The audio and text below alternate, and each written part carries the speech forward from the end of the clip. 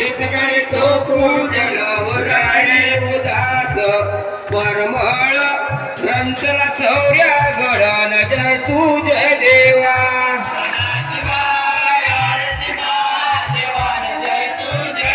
बोले सदाशिवाय आरती महादेवान जय तुझे देवा